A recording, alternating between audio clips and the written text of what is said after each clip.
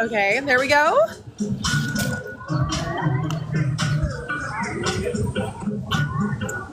Hello. And we're just missing Chelsea.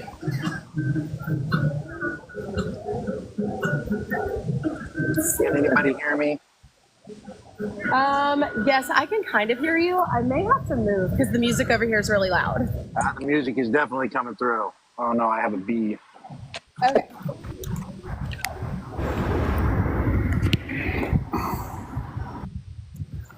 Do we know if Chelsea's going to make it? I think she's traveling. Chelsea's traveling. She will not be joining this episode. Oh, she will not be coming this episode? No. No, she's in the. I don't know if she is. I think she's in the air soon. Oh, okay. But that's what we're doing. How's everybody doing today? Surviving. There's a bunch of drama in my game, so I'm just sitting here for the tea. Yeah. So what is happening? What is happening? Well, a big player quit. That caused the leader of the group that I was in to quit. And so I joined another group that we've had beef with. Come on, let's try to get this whole place quieter. Even the playing field. So I don't really know what I'm going to do or what the future I have with this game. It's a little bit of chaos right now. And still the same to play. So this is a little weird.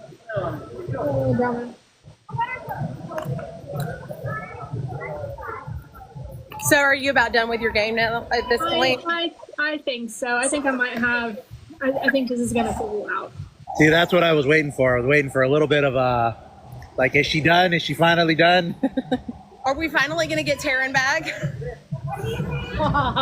Guys. Well, because Taryn, we need you back to send us, like, you know, when we send a joke, you randomly make, you know, butthole keychains. Erik, I have something that I've made for you. Well, I have a gift for you, but I don't know if it's gonna. It's for October. Sorry, guys. I'm trying to get to a place where the music isn't so loud. Where are you right now? Disney Springs. Oh, in Disney Springs. Okay, which that's like a shopping place, right? It's not the park. Yeah, right? it's like an outdoor mall, but it's like all Disney. Okay. Yeah, I came here for the Agatha All Along ears, and they're not here. Oh, They don't have ears yet. So they're not here. They are not in World of Disney. They are not they're not anywhere. People said that they were here, and I was like, no, they're definitely not here. Would they be in the park? Maybe. I'll probably be able to go to the park next week, so we'll see. Wait, what is this? This is a lot quieter. This is much better. This is a new thing, right? The Agatha thing that I'm hearing about? Yes! Oh, and it's so freaking good. I'm loving it so far. I watched the first 2 episodes last night. It is very good. Is it live action? Is it? Yes, and I typically I actually don't usually like Marvel stuff. It's not really my thing, but this is good. This is really good. Oh, it's Marvel. Okay, that's why I haven't heard of it.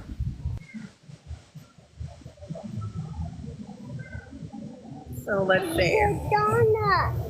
Yeah, I see the giant donut. Ooh, donuts. Yes. Oh, can I tell you that my mom is on season 3, episode 9? Oh, how is she liking it? Yeah, has she watched it yet? She has not watched it yet. She has agreed that she's going to watch it with me. So I told her that when she has time, come over, we can watch it. I'm just going to have to just be like, I'm so sorry, Mom. Sorry. I see. Have any of y'all ever gotten to show the red wedding to somebody? No. No, Oh, I watched the show like as it was like by the time I got caught up to it, I started I think season 3 had just wrapped up. I watched season 4 as it was happening, and I watched the Red Wedding with my brother, who had never, like, I had already read the books by this point, so he hadn't seen any of that, so I kind of knew what to expect. So for me, that was but I was also experiencing it on television at the same time he was.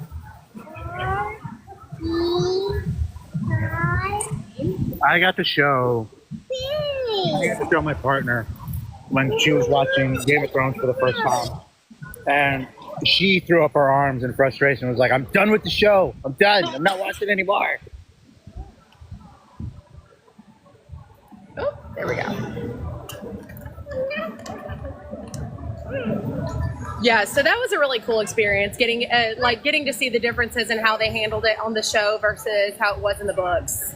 No, so you got to so you did get to do that. Yeah, even though you hadn't seen the show yet, you did get to I knew what was coming, but experiencing it on screen was obviously very different than what it was to read it.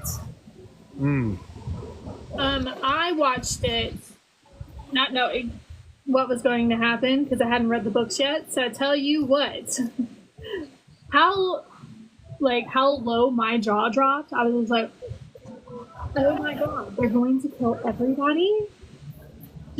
And then like the whole, stabbing in the belly thing. I'm just like, damn. Yeah, that was okay. So that was, for me at least, it was just more unnecessary crap from Dane and David. Like, it didn't need to be in there. It served no purpose to switch Rob's story from Jane Westerling to Talisa. Like, there was no point in doing that. None whatsoever. I agree. Yeah, like, it didn't serve anything other than, let's unalive a pregnant woman on screen. It's very cheap because it was very gratuitous. Because it was made specifically for that purpose of just, like you said, let's kill a pregnant woman on screen. That would be way worse. It'd be way more devastating. I think they did, like, with Talisa's character, at least as far as the TV show goes, I think they did an all right job with setting her up at the very least so that moment meant something. But it was still like, it wasn't worth it. And speaking of like stuff that wasn't worth it, I was watching season 5, and they made the show stupid because in the book, Tyrion, when he sneaks over from Westeros to Essos, he's just hanging out on the ship, right? Mm-hmm. So he's hanging out on the ship getting drunk, and then he gets put in a cast to get him off the ship into Illyrio's manse. But in the show, they make it seem like he was in the close the whole time. Like, they even put little ship marks around the holes. And it's like, you did that all for a joke that wasn't even that funny. Yeah, I don't understand. I mean, I do understand. A lot of it is sexist and misogynistic motivations. But to make characters like Tyrion and Jorah, who are very controversial and not good people at all. I mean, I said it to a mutual yesterday. Jorah in the books deserves Daemon and the Gold Cloaks kind of justice. Like, he is horrible. He deserves that. Like, that's as much as he deserves. And they make him like so likable and also super hot in the show. And it's not just with his characterization of like making him a good person. Like, they changed the way he reacted to being accused. Because in the book, he's very like standoffish. And he's purely defending himself of like, no, like, when I could do the right thing, I did the right thing. You should give me a chance because I did the right thing when I could do the right thing. And he's not accepting accountability for what he did. And it's just, in the show, they had him like get on his knees and beg. And they kind of made her a little bit of the bad guy for sending him away like that. Yeah. Oh, yeah. See, Haley, I Hi, agree. Sarah. He makes me feel like I need a shower too in the books Hello, because Haley. he's so freaking gross, dude. And when I say Damon and the Gold Cloaks kind of justice, I mean when when the one guy says "Graper" and then they grab a hold of him and they do the thing. That's what Book Jorah deserves. Yeah, because of what he did specifically to Daenerys. Like, it's indirect, he spied on her, but that spying, led to an assassination attempt. Even though he stopped it, like, there's still accountability on that. Had he accepted that accountability like the way Barristan does, like, that's the whole reason Barristan there. Barristan is like the guy who did kind of the same thing, but is making the right decisions right now. I feel like Sarah, he actually does kiss her in the books. without her consent, it's gross. It's disgusting. The audacity of that man. Yeah, and you get more of a look at, like, they make Jorah's second wife out to be the villain of the story in the show, whereas in the books it's much more clear that Jorah is the villain of that story. Like, Jorah married this very, very young Hightower girl, and he was surprised that she didn't want, she only married him for the benefits of having things, and she did not want to marry him for love. He noticed her, he wanted her, he took her, and she was like, okay, so I'll make the best of it and at least enjoy a lavish lifestyle. And when he could no longer give that to her, she got bored and ran off. Well, I mean, when you marry someone who is young enough to be your child, what do you expect? Yeah, and he definitely victimizes himself with talking about how, he became a slaver, and that's, Yeah. considering what Daenerys is doing right now, that's already a high bar of something that she's having to get over. You know what I mean? Because it's he was a slaver, but he is at very least seems like he regrets doing that kind of stuff. But then as you unearth this character more, it's more he regrets he got caught. It's just crazy to me how they take, especially Tyrion, what they did with Tyrion's character, it is a crime. You made him such an innocent person, and he's not that. In fact, he's probably the worst villain in the books because of how he transforms. You like him in the first book. He's relatable in a Game of Thrones. You feel pity for him because of everything he has to go through, especially with Cersei. And then you see that he has been rotten all along, and he gets steadily more rotten as time goes on, and as you move through the books, he just becomes more and more horrible. He's making the wrong decisions, and that's something that I love about George, is that he's characters to him can make the wrong decisions, which means they can go a bad way. And that's what Taryn is doing, because all of his advice, all of the things that he says about how he protects himself, wearing it like armor and stuff, all of his mindset and tricks and stuff really do just portray an insecurity that he can't deal with. And it's not completely his fault, obviously, because the world is unfair and he has he's a little person, so he's marked as different. So, but despite that, other people make different choices with those kinds of challenges.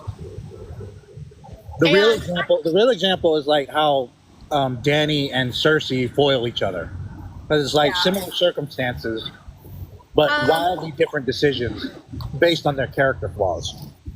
Sheila, I really wish that I could say that Tyrion will stay away from Daenerys, but he will not. I think that he's destined to end up with her.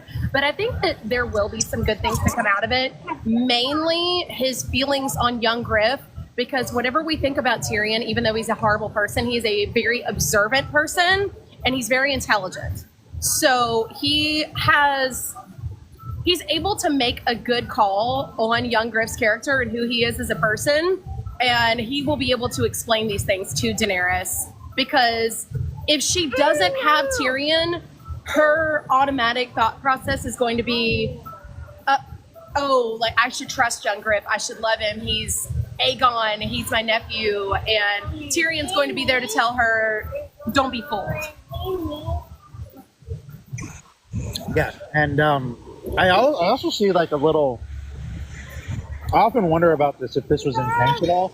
There's a Rhaenyra, Daenerys, Tyrion mushroom thing going on. Yeah. I at least see them like kind of. It's interesting to look at because within the main series, characters are mirroring all over each other, but across the series, so like in Fire and Blood, for instance, Daemon. To bring it back to something else we were talking about, Daemon kind of reminds me a lot of Oberyn, for instance. I can see that. But he's got like this, he's got this name that makes him sound dangerous, but also obfuscates what his true character is, because Oberyn himself is way more than the Red Viper, as we've been talking about. Sometimes he is, though, and he plays that character, which is interesting that you picked up that, yeah, he probably killed Tywin.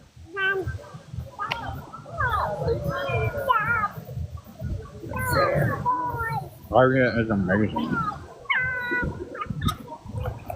Yeah, but I really do think that at the end of the day, even though I hate Tyrion and hate who he is, he's necessary to Daenerys' story.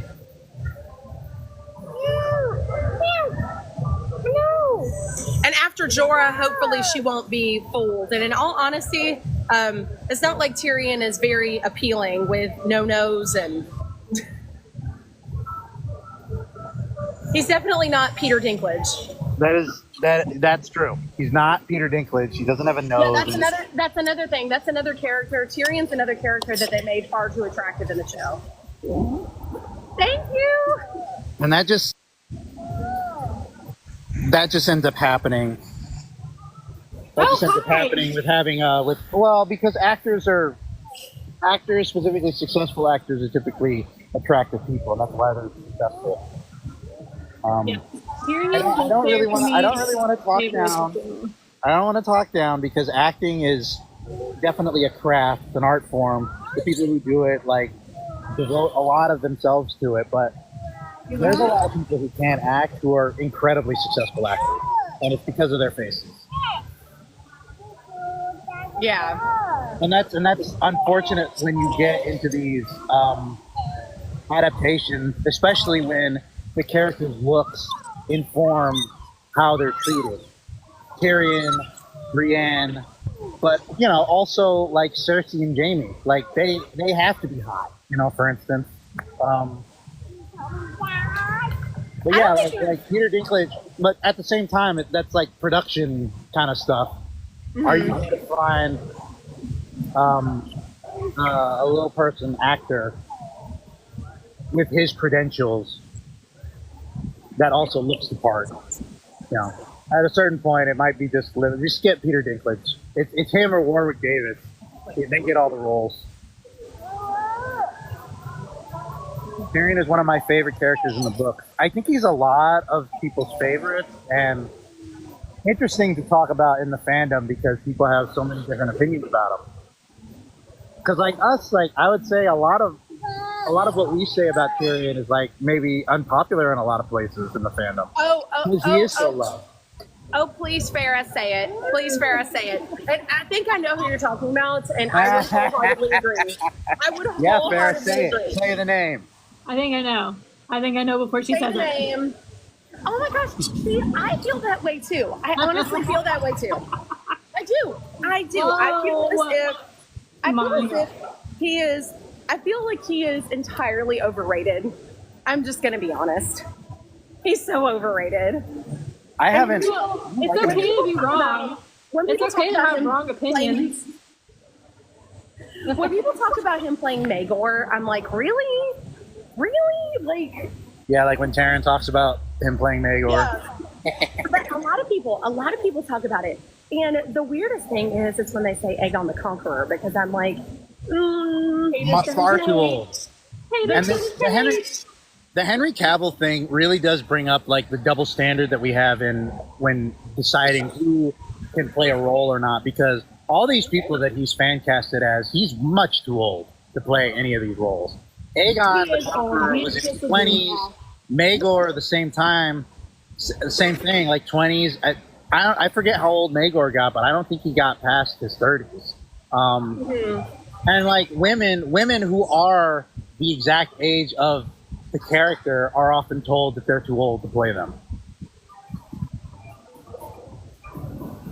Okay. Don't talk bad about my Let's movie get back star to husband. Yeah, I mean, I really just think that he's overrated. Really, Haley, if you talk bad about Taryn on Facebook, Game of Thrones groups, they will attack you. Is that? I believe it, especially on Facebook. Facebook is unhinged. Yeah, that's where I get my best memes. Yes, you give us the worst Twilight memes. Like I have to drink a gallon of. I have to I'm wearing drink a Twilight My Chemical Romance shirt. I have to drink a gallon of bleach to forget about bodily functions. Y'all just have to be graced with the shit posting that is Twilight shit posting.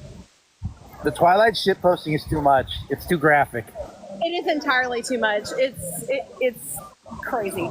If I have to see it, you'll have to see it. And if you love Twilight, please go to Facebook, go to Twilight shit posting.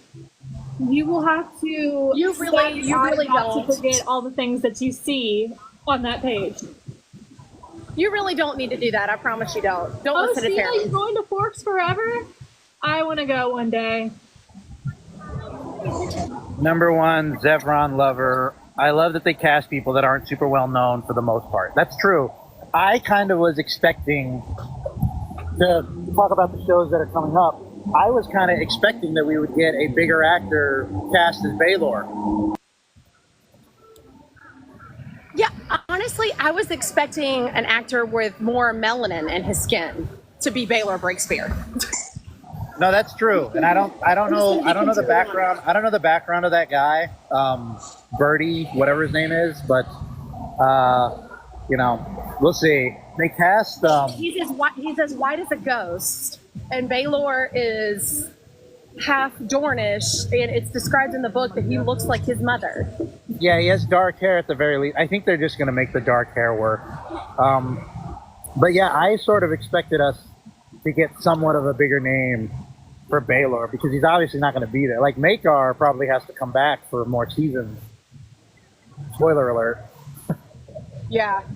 But yeah, so I expect them to, but that's a good thing, because now I think that, like, because payroll really is what gets to be the most expensive, especially when you get rid of like spectacle shit like dragons and battles and stuff.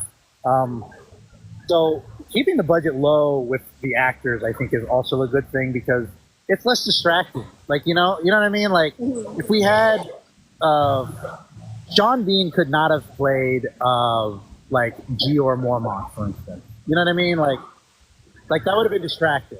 Like, he was perfect as Ned Stark, because he comes in for one season and that's it. Yeah. And it lets all the other characters, Robb, Jon, Daenerys, all of them become their own thing. So Honestly, huge actors. I think most people felt this way, but I definitely felt this way. I was really surprised when Matt Smith was cast as Daemon Targaryen, just because he was a more well-known actor, and also because I never thought of him as attractive before. But then they put a silver wig on him, and I was like, You know, Ashlee, him being cast that's y'all's problems. Philip. I mean, he played Prince Philip well as well, and I can tell you what, that I never had a crush on Prince Philip.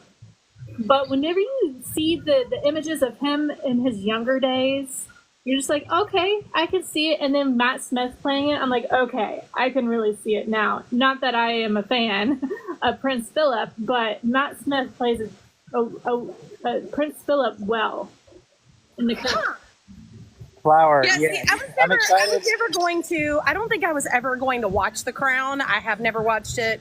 I don't plan to watch it, just because that particular time period in British royal history, I mean, like, very recent past, present, and like that doesn't really interest me.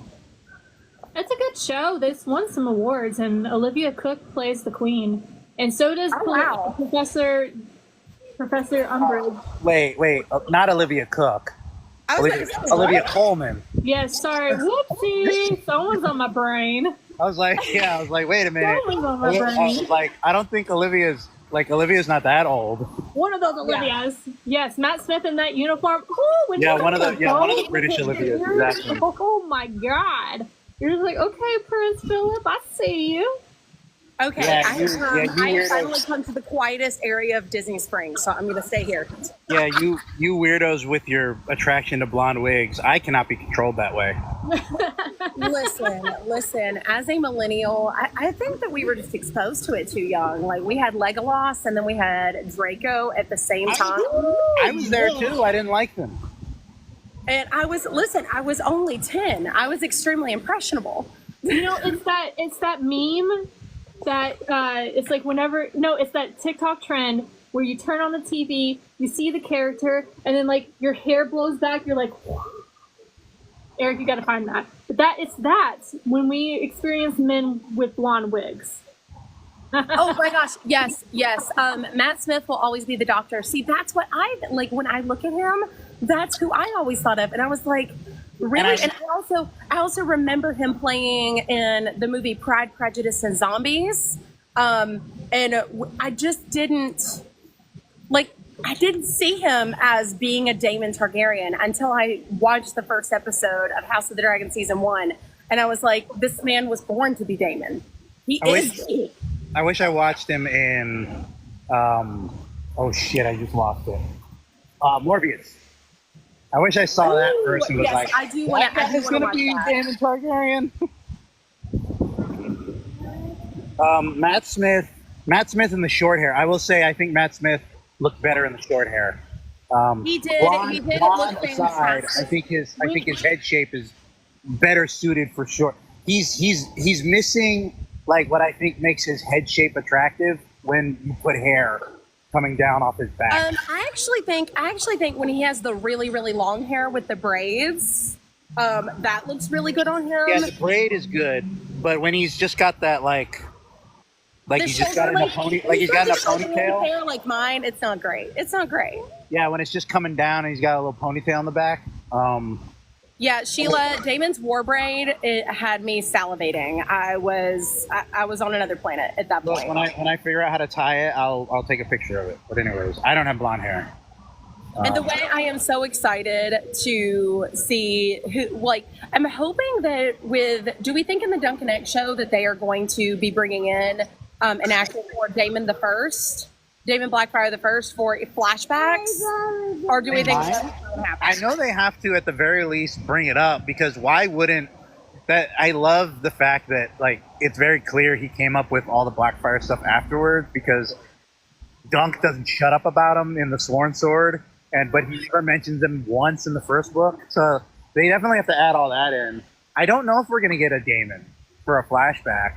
I kind of hope we don't, because I don't know. It all depends on how they tie it into the plot, because the Blackfyres are not exactly tied into that plot.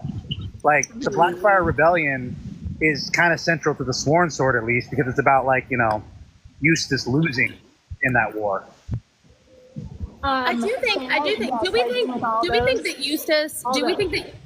think that Eustace was? I mean, I feel like he was a good guy. I mean, a lot of people say that he was a hack or a whack job, or I think he honestly believed in Daemon. I do think a part of it was probably a little superficial, but the other part of it, he really did seem to be dedicated to him, because when Egg asked him about cold moat and if that was the real reason why he rebelled, it was kind of like he was confused. It was almost like it was an afterthought for him, and he was like, no, I mean, this was about me supporting Daemon because he was the rightful king, and that's what I believe.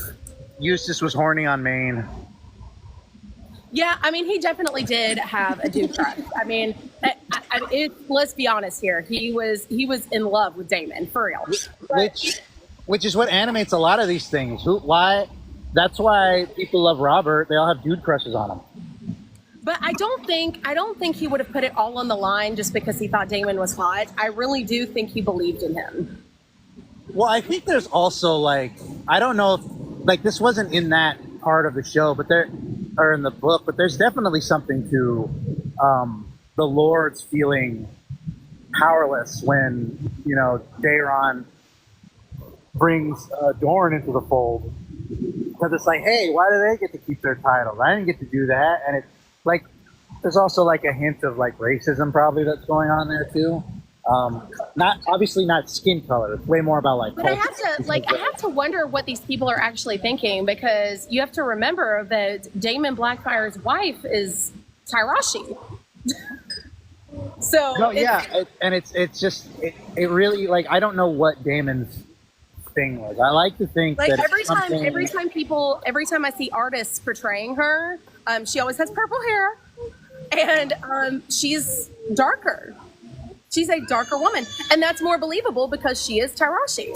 So I just don't understand like what the thought process is of, oh yeah, he's going to go after Dorne, or oh, he's not going to allow this peacetime to go on with Dorne, or he's not going to try to like secure that alliance.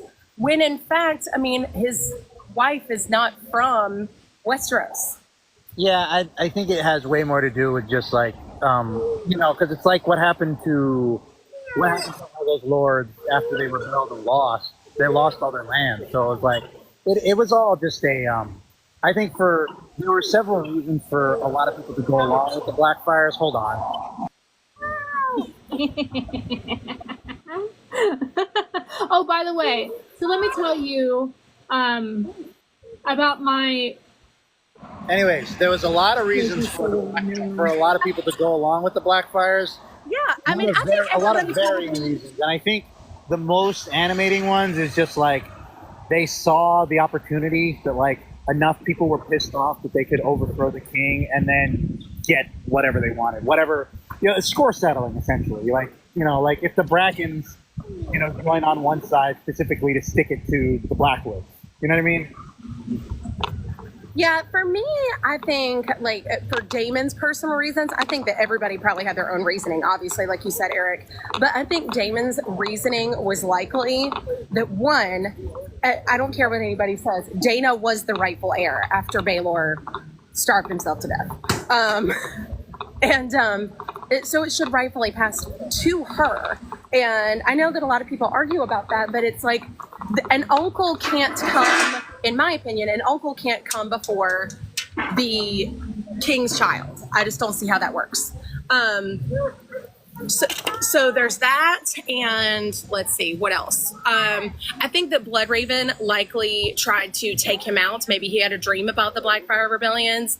Maybe he thought he was doing something, trying to do something to stop it from happening, and instead he botched it.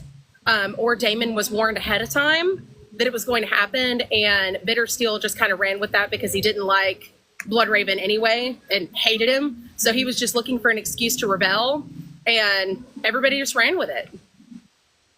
But I think, me personally, just like what we know about Daemon Blackfyre, it doesn't really make a whole lot of sense to just say, oh, he rebelled because he didn't get Daenerys, or oh, he rebelled because he just wanted to take it from Daeron, and or he was mad that he didn't get to have two wives. Like, whatever people's speculations are, I don't think that a guy who tries to pick his enemy up off the ground and get him to safety is the kind of guy who just rebels for no reason other than just superficial. Yeah, and I think one thing that I want to see I want wins first off. So let's just say that. But if we're going to get Volume 2, Fire and Blood, like, I want to know what was going on politically, because Bloodraven definitely, in the story that we have in, like, World of Ice and Fire, I want to see how he... What am I trying to say? Like, why he was so harsh. Why he was so black and white with it. Because there's a cold logic to it, obviously. Because it's like, if you literally get rid of the people who will rebel, they won't rebel. And I don't know. I always liked George playing with that idea of like, somebody who will do everything that they think is the right thing to do, which is what Bloodraven's doing now, and potentially what Quaithe is doing as well. Yeah, it's I would really like to learn more about how, like you said, how Bloodraven got to be as hard as he was.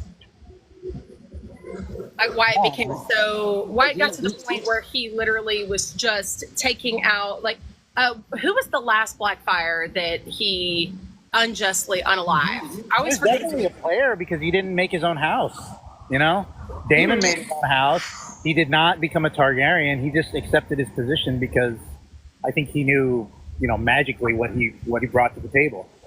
I also think that Bloodraven knew that it all ended with a Targaryen. He didn't realize it was Daenerys, obviously, but he knew it ended with a Targaryen. So the Blackfyres couldn't be allowed to take over.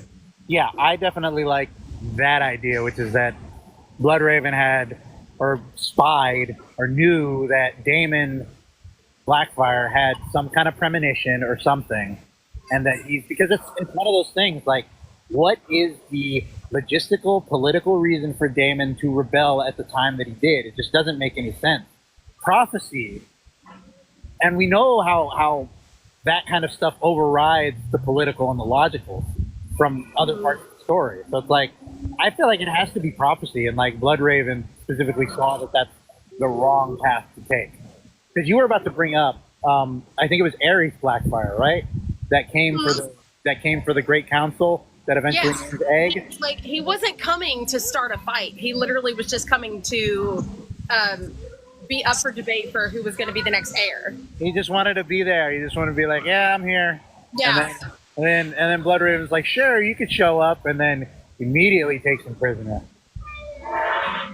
And then that's what, and then Egg had to do what he had to do, which was send him to the wall, which, who knows, maybe that was part of his plan? Because somebody was probably sending Bloodraven dreams to get him to be the last green spear in the first place. Jesus. One other thing, a crazy theory. Let's okay. We're running out of time. I like this topic that we brought up. Crazy theories that we used to not think, but as we read. Okay. Yeah, this was what I really wanted to talk about. Sorry, I had to walk away. Somebody's child was literally screaming. Ouch.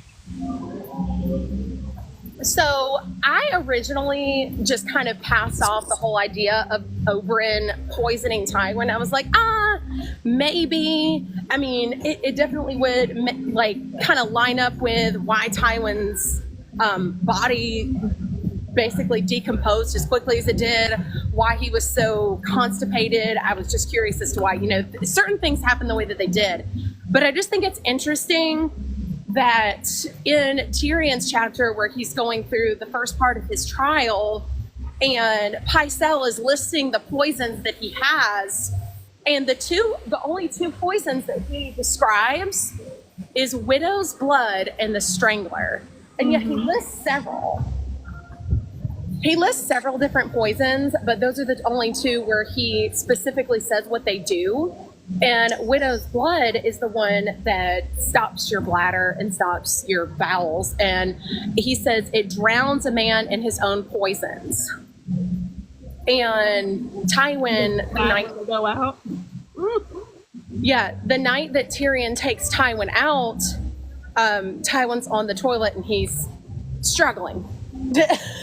And he doesn't stop struggling until Tyrion unalives him. I'm trying not to get kicked off here.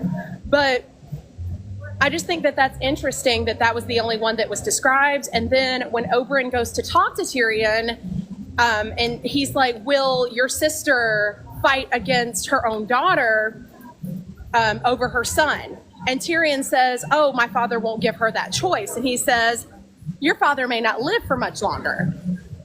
And Tyrion even says that the way that he says it makes the hair on his arms stand up. Interesting. Yeah, I'm totally about. Hold on. Can you hear me? Yes. Okay. Sorry, my thing isn't working right. I'm totally about that theory now. Like, I agree with you. It was kind of like a weird, like, well, what was the point? I finally found, like, the point. It's that the thing that I like is that Tywin was Oberyn's original target. That, like, Oberyn's version of vengeance was killing Tywin and then facing the mountain in the trial by combat. Tyrion getting flagged for it was like it was another plot. Obviously, it was Littlefinger and Olenna's scheming that made everything happen the way it did. So I love the idea of like this being a huge vengeance arc with Duran and Oberyn, because there's like a whole ton of this also ties into like Oberyn potentially founding the Brave Companions, which I love that because we don't know where they came from. We just know they came from Essos. And they're doing a lot of stuff that would help. They're doing a lot of things that aided to. This is where the theory gets a little far-fetched, which is like all the shit that they were doing in the Riverlands basically gave birth to the Sparrow Book, which is then also now disrupting shit in King's Landing, which then ties into the Cersei plot, which then ties into what was going on between Oberyn and the Mountain and Tywin. There was just so much to that. I am absolutely, I'm convinced that Oberyn, Tywin was his original target. And he did kill him. He got him. Except Tyrion got him right at the finish line, right before. Yeah. Nothing like scrolling through TikTok to listen to Tywin's constipation. That's what we live for. Do you think it's one of those things where George intended something different and then he changed his mind? I'm talking over the train. I think that I don't know that it is actually gardening, that it like gardened out. Maybe that I don't think that's what it is. I think it is a clue that something else was going on. That maybe it's going to come back through the Dorne plot line. Okay. Because it's got to do with because there's all the stuff about like how Duran kind of talks about Oberyn going off. You know what I mean? Yeah. About how he's like he always wanted to hit the bigger kids or something. I don't know what the actual line is, but wasn't there rumors about the Mountain roaming the Riverlands, so having them go there makes sense. Yeah, so the Brave Companions thing, the connection there, and then also the fact that Qyburn would be a Dornish agent because he spent a lot of the similar time around where Oberyn was, and that he's also part of the Brave Companions. Anyways, I love that idea that there's something else going on Tywin and Oberyn that we just can't find out about now because they're both dead, but we'll figure it out. Yeah. I don't know about any theories that are like that because that's mine. When you brought it up, I was like, no, that's the one. That's the one that I've been convinced on. Because even Quentin is alive. I did not hear that theory and thought it was bunk. I listened to it first. You know, I was just insane at the time.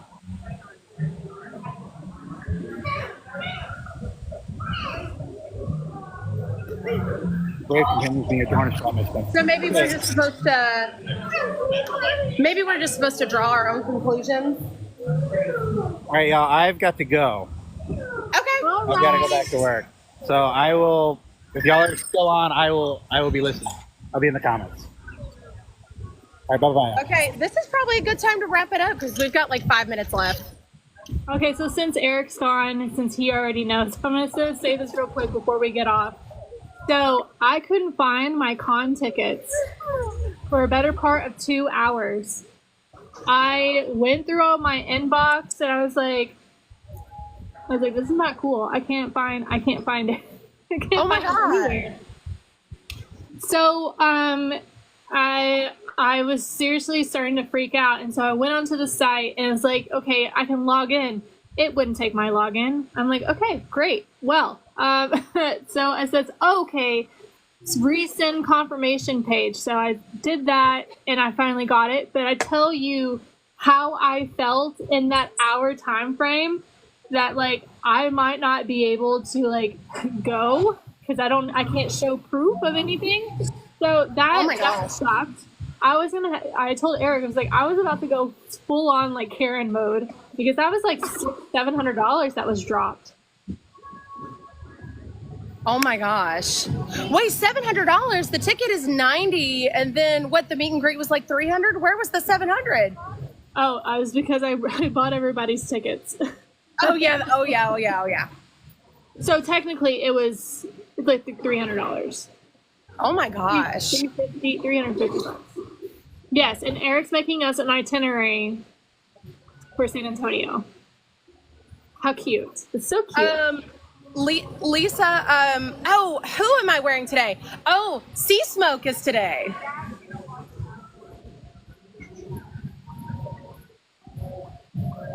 Sea Smoke with little nautical shell earrings to match. I'm wearing Caraxes today to go with the red that's on my Twilight shirt. I don't even know if you can see it, but this is really cool because she made it super nautical. You can see the seashells, and then on the back it's like the pink salt, the pink sea salt. It's so freaking pretty. It's all shiny, very, very ocean vibes. No seafood. I'm still kind of upset about that. I'm like, Chelsea, do we need to have an Inter-Friend-tion? Because how is that possible? I seriously had a good belly laugh. But I mean, she's got the opportunity. She lives in the opportune spot for like great seafood places. So I get it. Yeah, I feel like if you live on the coast, because I live on the coast too, and if you live on the coast and you don't like seafood, it's probably because you really just don't like seafood. Yeah, I mean, true. And you think it's kind of iffy to live as far inland as I do, as Dallas. So you have to really go to certain restaurants that you know that's flown in daily, and they have their hands on it within 24 hours of it being in the sea. But I can get not liking seafood. But I told her, I was like, you need to try Gulf seafood with that extra seasoning of, BP oil. I want to try barbecue in Texas because the only good place to get barbecue in Orlando is Polite Pig in Disney Springs. That's literally the only place that it doesn't suck. And even then, I grew up in North Carolina. Like, that's where I was born and raised. So I'm used to top tier barbecue because the barbecue there is just amazing. And you can't find that in Florida. It's not very good.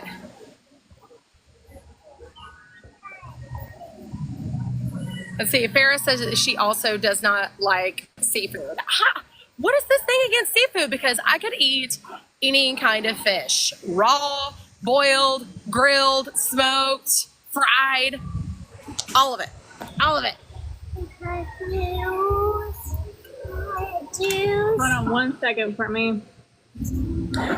Okay, so Lisa, barbecue in North Carolina, honestly, any Smithfield barbecue is going to be really good. As much as I don't like, I mean, I don't go to church. I'm not a Christian. I'm a freaking witch. But church barbecues and stuff like that, like when they're doing fundraisers, are really good places to go. Okay, so if you're, oh my gosh, you're near Raleigh? I was born and raised in Raleigh. So any Smithfield, like I said, and any kind of, when they're doing any kind of church fundraisers, and they're not too hard to find, they're always around, and the barbecue is always top tier. Oh, Stevenson's barbecue I think it's in Garner. Stevenson's barbecue is probably the best place I've ever been to in North Carolina for barbecue. So any Smithfields is fast food, but it's still really, really good. Their classic barbecue sandwich is amazing. And then Stevenson's barbecue, if you're looking for that more like small town, like mom and pop kind of restaurant where the food is just awesome. We have I have a few places, and I'm gonna get my Booty has been to find places, and of course he went to school in at UT, so he knows. See, when you say UT, I think of where I went to school, the University of Tennessee. The Horns, who are number 1, by the way.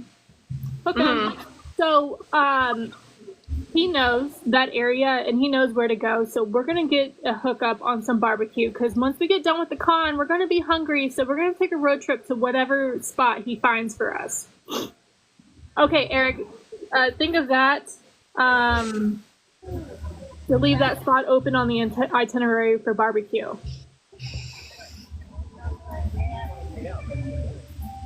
Your Twilight shirt is killing me right now.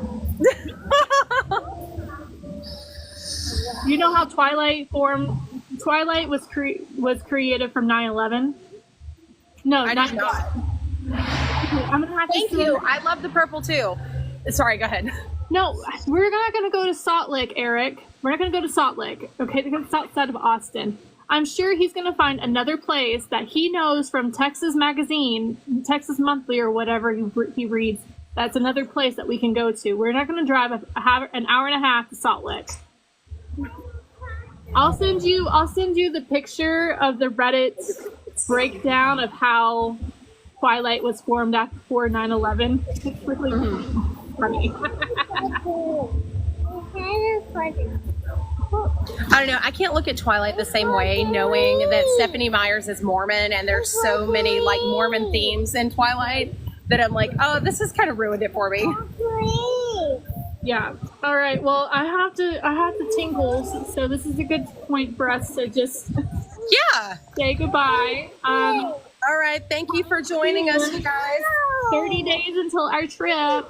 Yes! And then we'll actually get to go live all together, which will be really cool. Hopefully we can get the witches page to 1,000 followers, so that way we can just go live on. Oh shit! My whole thing just came off. That we can just go live on that. Okay. Well, I love everybody. Thank you for joining us. All. Don't forget to like and subscribe. Like and subscribe and share. We'll see you next Monday. We'll see you.